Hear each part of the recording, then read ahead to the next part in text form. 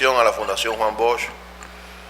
Saludos a los colegas que estarán participando y los que ya han participado en esta jornada de hoy. Para mí de verdad es un privilegio poder intervenir en la conmemoración de la Constitución del año 1963 y tiene un valor especial porque recientemente he sido incluido como miembro ordinario de la Fundación Juan Bosch y eso pues eleva aún más el compromiso en el abordaje de estos temas. Miren, yo voy a enfocarme esencialmente en dos cuestiones. La primera es la idea de constituyente y la segunda es tal vez poner un poco en perspectiva lo que se perdió al destruir la Constitución de 1963 con el golpe de Estado de ese 25 de septiembre de ese año.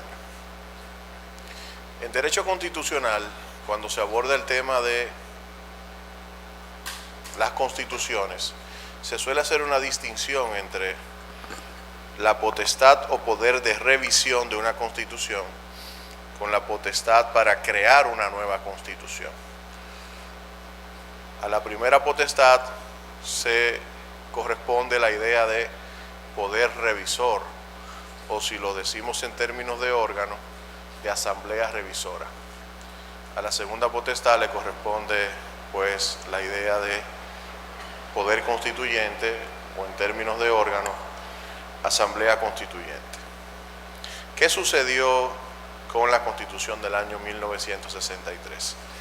Como ya Pedro comentó, al caer la dictadura de Trujillo, pues se reforma la Constitución, se instala un Consejo de Estado que tenía como especial función, de alguna forma u otra, gestionar el régimen de transición hacia un nuevo orden democrático. Y en esas funciones, pues, se produjeron dos modificaciones constitucionales, luego de la modificación constitucional que creó el Consejo de Estado.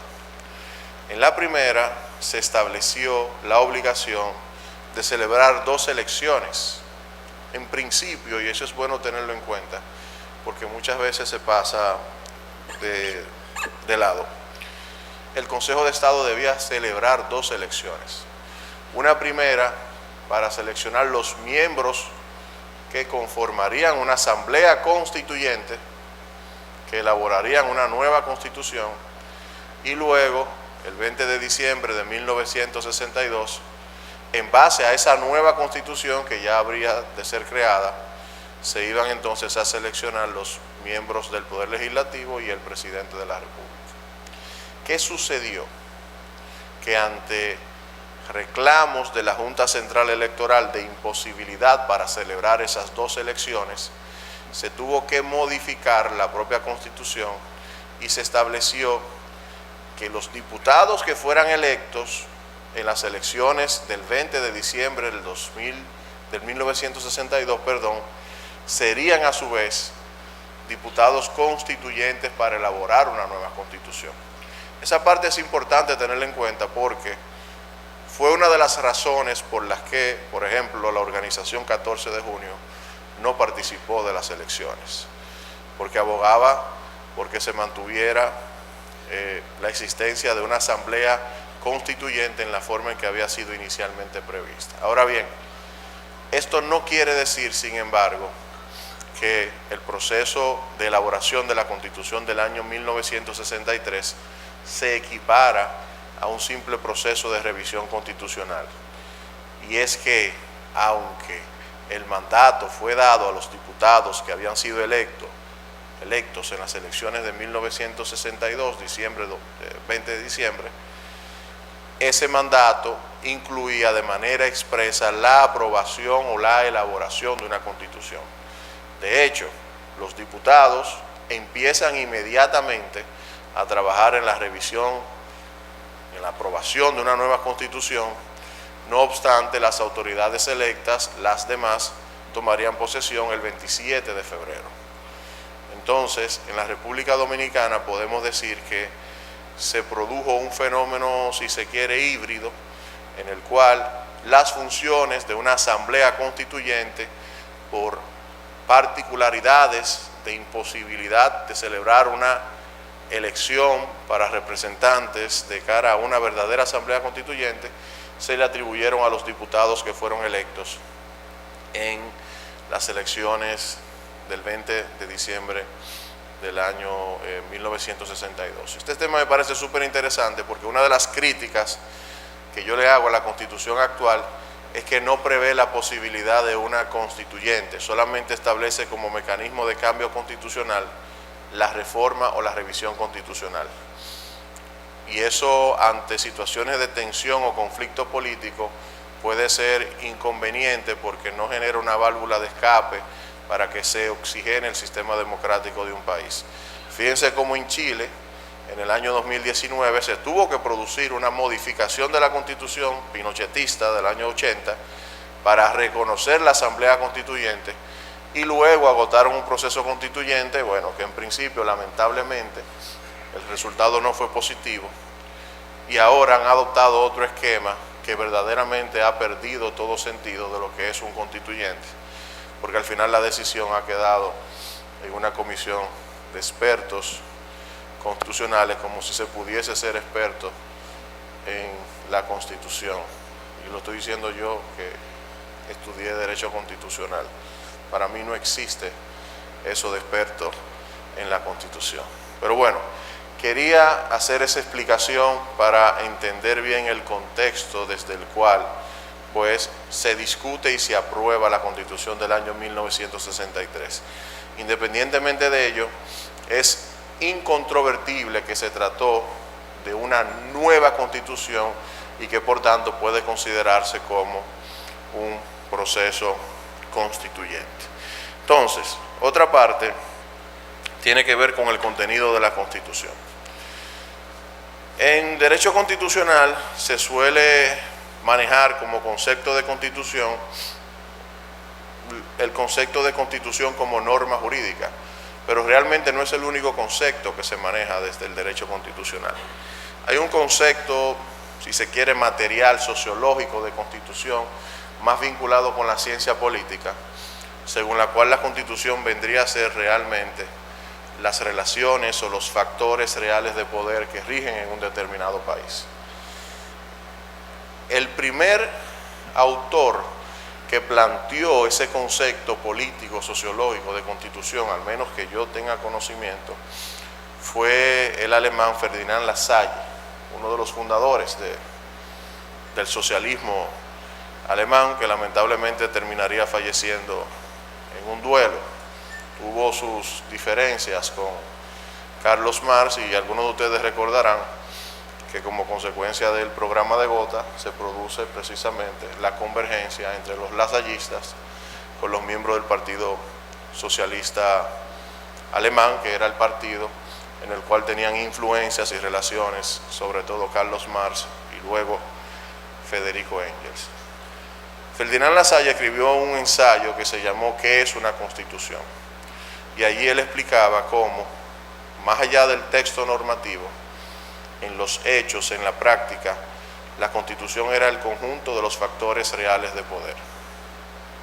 Y si no se cambiaba ese conjunto de factores reales de poder, pues la Constitución terminaría siendo, y es importante esto, porque esta frase la toma Balaguer de ese ensayo, un simple pedazo de papel. O sea, la frase del pedazo de papel realmente es de Ferdinand Lassalle y la utiliza en un contexto totalmente distinto. ¿A qué voy con esto? En mi opinión, la Constitución del año 1963 no solo fue una constitución normativa en sentido formal, sino que también fue una constitución que tuvo como pretensión alterar los factores reales de poder, es decir, instituir una nueva constitución material en la República Dominicana. ¿A través de qué medidas? Ya se han dicho algunas. Por ejemplo, en lo que respecta a la familia, la Constitución establecía la igualdad de los derechos de los hijos legítimos y los hijos naturales. ¿Saben cuándo se vino a reconocer esa igualdad después que se dio el golpe de Estado y se destruyó la Constitución del 63? en el año 1994 con la aprobación del primer Código de Niño, Niña y Adolescente. Estamos hablando de 31 años de atraso, solo por el golpe de Estado. La Constitución del 63 también reconoció, en lo que respecta a la familia, la igualdad de derechos dentro del régimen matrimonial, incluyendo en lo relativo a los aspectos económicos. ¿Saben cuándo en la República Dominicana, luego de la Constitución del 63, que fue abortada, se vino a aprobar la igualdad del esposo y la esposa en la administración de los bienes de la comunidad? En el año 2001, mediante la ley 189-01. Estamos hablando de 38 años después de que ya la Constitución lo establecía en el 63. Además de eso, la Constitución del 63 estableció, partiendo de una realidad social y cultural, que las uniones de hecho o concubinatos, las uniones estables que generaran familia, podían generar efectos jurídicos similares a los del matrimonio, lo que nosotros conocemos como uniones de hecho o concubinato, que en países como República Dominicana es la regla. La mayoría de las personas no contraen formalmente matrimonio. ¿Saben cuándo, después de la Constitución del 63, se vino a reconocer efectos jurídicos al concubinato? Ni siquiera de manera legislativa, sino por una jurisprudencia de la Suprema Corte de Justicia, en el año 2001, 38 años después. Y no fue hasta el año 2010 cuando se constitucionalizó de nuevo los efectos jurídicos a las uniones de hecho. Es decir, aproximadamente 47 años después. Y todas estas disposiciones, tal y como comentó Eliades y como comentó también la doctora Aura Celeste, fueron sistemáticamente boicoteadas al momento de que se estaban discutiendo. Se llegó a decir, y ahí están las actas, la Cámara de Diputados publicó las actas de la discusión de la Constitución del 63. Hay algunos legisladores que llegaron a decir que reconocer efectos jurídicos al concubinato o a las uniones de hecho pondría en peligro la integridad de la familia. Y eso sería destruir la familia. Lo mismo con los hijos legítimos y con los hijos, con el tema de los hijos naturales. Y qué no decir, lógicamente, con el tema de la administración de los bienes de la comunidad, porque todavía hoy hay discursos, sobre todo provenientes de sectores religiosos, en donde se dice que la mujer debe relegarse a las tareas del hogar, mientras el hombre es quien debe administrar el patrimonio de la familia. La Constitución estableció, en lo que respecta a la educación, que el fundamento de la educación era la ciencia, no la religión. Y ahí entra precisamente parte de las objeciones que Eliades comentaba por parte de los sectores religiosos. Todas las constituciones, después de la firma del concordato, que fue en 1954, establecieron una cláusula reconociendo el concordato de la Iglesia Católica con el Estado Dominicano. La Constitución del 55, del 59 y las del Consejo de Estado. La Constitución del 63 no lo hizo. En Crisis de la Democracia de América en República Dominicana, Bosch relata cómo Monseñor O'Reilly, creo, le pidió que hablara con los diputados para que incluyera la cláusula relativa al concordato en la Constitución del año 1963, a lo que Bosch se negó diciendo que ellos tenían plena independencia para discutir el contenido de esa Constitución. Y ahí Bosch relata, eso está también en las obras completas, cómo estudiantes de colegios católicos pasaron por el Congreso y apedrearon el Congreso en contra de las medidas que se iban adoptando con relación a estos aspectos vinculados tanto a la familia como a la educación.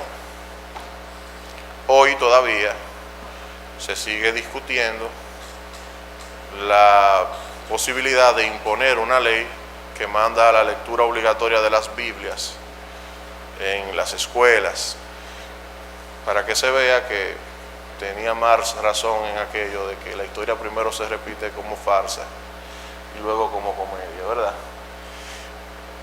¿Qué ¿Qué sucede con el tema de la economía de la propiedad? La Constitución del 63 tiene el mérito de introducir en la República Dominicana un concepto que es propio del constitucionalismo social, que es la función social de la propiedad. La idea de propiedad que surge de los códigos napoleónicos, que son los que influencian gran parte del derecho latinoamericano y sobre todo de República Dominicana, específicamente el Código Civil, es una idea de propiedad subjetiva absoluta, prácticamente, que está sujeta simplemente a algunas limitaciones. Eso cambia luego, lógicamente, con el avance de los trabajadores a los puestos de elección popular, con las reivindicaciones en términos, por ejemplo, de la reforma agraria, con la urbanización de los estados y mucho tiempo después con la presión ecológica que producen las grandes ciudades, las grandes industrias con relación al entorno en donde vivimos. Entonces ya no es cierto que la propiedad es un derecho absoluto, la propiedad tiene que estar sujeta a limitaciones. Y ahí surge la idea de función social de la propiedad, que implica que en aras de garantizar que la propiedad cumpla una función social, esta puede estar sometida a limitaciones. ¿Y qué es lo que hace la Constitución del 63? Que prohíbe el latifundio por entender que eso es un uso antisocial de la propiedad, que prohíbe el minifundio, que establece, por ejemplo, se fue el profesor Siriarco, que es algo muy interesante, yo siempre he querido discutirlo con un economista. La Constitución del 63 establece una disposición sumamente interesante que dice que los particulares deben compensar al Estado cuando, como consecuencia de la acción estatal, su propiedad adquiera plusvalía. Dígase que si yo tengo un terreno y el Estado pasa una circunvalación por ese terreno y ese terreno exponencialmente aumenta su valor, pues el particular debería compensar al Estado. No sé si lo que tenemos a partir del 80, que es el impuesto a la propiedad inmobiliaria, es más o menos equivalente a eso, pero es una medida sumamente interesante e innovadora. Y estamos hablando del 1963. Es decir que en cuanto a la propiedad, la Constitución produjo una profunda transformación. No es casualidad, como dijo Eliades, que se levantaran en Santa Jauría gran parte de los representantes empresariales en contra de la Constitución y que, por ejemplo, por si no lo sabían, la principal organización empresarial del país, que es el CONEP, se funda precisamente en el año 1963 en el contexto de la discusión de la Constitución como Consejo Nacional de Hombres de Empresa. Ya se han abierto más, ¿verdad? No tienen ese sesgo masculino. Entonces, en lo que respecta al trabajo, pues como se dijo, la Constitución del 63 constitucionaliza derechos que de alguna forma u otra habían sido establecidos ya en el llamado Código de Trabajo Trujillo. Lo que dijo Pedro es totalmente cierto, o sea, la historia de las reivindicaciones laborales en República Dominicana durante la primera mitad del siglo XX fue una historia de reivindicaciones de arriba hacia abajo, como consecuencia de dádivas del poder, ya sea de Trujillo, ya sea de la primera intervención norteamericana, y como consecuencia de su inclusión en la OIT. O sea, no fueron consecuencias reales de un proceso de movilización de reivindicaciones de los trabajadores. Y sí se llegaron a reconocer ciertas reivindicaciones de tipo laboral. Entonces la Constitución del 63 fue más allá porque constitucionalizó el derecho a la huelga, el derecho a la sindicalización, estableció por primera vez el derecho a la participación de los trabajadores en los beneficios de la empresa, que es lo que se conoce hoy todavía popularmente como la bonificación. Estableció la isonomia salarial, la doctora habló ya de eso, es decir, que a igual trabajo, igual salario. Y cuando se lee, por ejemplo, las actas de discusión de ese artículo, uno puede darse cuenta cómo el fundamento principal giraba en torno a la diferencia de género y a la discriminación contra la mujer. O sea, los principales argumentos que se dieron a favor de ese artículo giraban en torno a la necesidad de que las mujeres pudiesen tener igual salario que los hombres cuando realizaran iguales labores. Además, en lo que respecta al trabajo, hay dos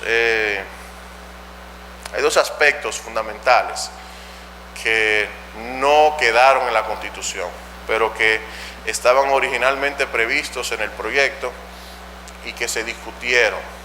El primero es que el proyecto establecía la potestad de iniciativa legislativa a los sindicatos. El proyecto de Constitución de 1963 les reconocía iniciativa legislativa a los sindicatos. Eso pocas personas lo saben. Si se revisa las actas de la discusión, ahí se puede identificar, porque no sé por qué es tan difícil encontrar el proyecto original de Constitución que sometió el PRD. Habría que darse una visita por el Archivo General de la Nación. Perfecto. Es decir, que se establecía la iniciativa legislativa a favor de los sindicatos. Eso se terminó sacando porque hubo una discusión de que si se le permitía a los sindicatos, había que permitírselo a otro sector, etc.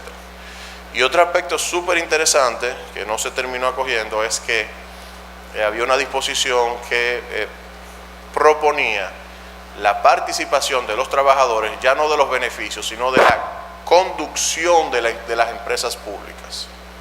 O sea, la coparticipación de los trabajadores en la conducción de las empresas públicas. Y de hecho, cuando en las actas se discute ese aspecto, se hace referencia a que ya el gobierno de Bosch había iniciado con una política de ese tipo, específicamente en lo que respecta a las empresas azucareras del Estado. Eso todavía hoy sería una medida súper revolucionaria, o sea, que los trabajadores puedan participar en la cogestión de la empresa. La disposición se limitaba, sin embargo, a la empresa pública.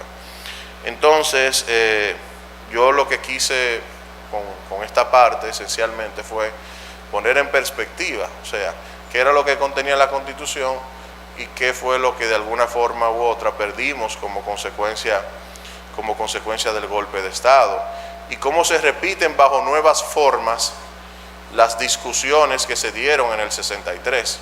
Cuando vemos, por ejemplo, lo de la lectura obligatoria de la Biblia, ahora se está discutiendo, por ejemplo, establecer derechos al trabajo doméstico, y los argumentos que uno ve de personas incluso de la clase media alta, son similares a lo que se discutía en el 63, que se va a romper la integridad de la familia, que eso va a romper la armonía de la familia, o sea, son los mismos argumentos reciclados bajo otra forma, bajo otro argumentario, pero al final yo siempre he dicho que la historia dominicana es una especie de bucle en donde se van repitiendo las grandes discusiones, pero a través de personajes distintos.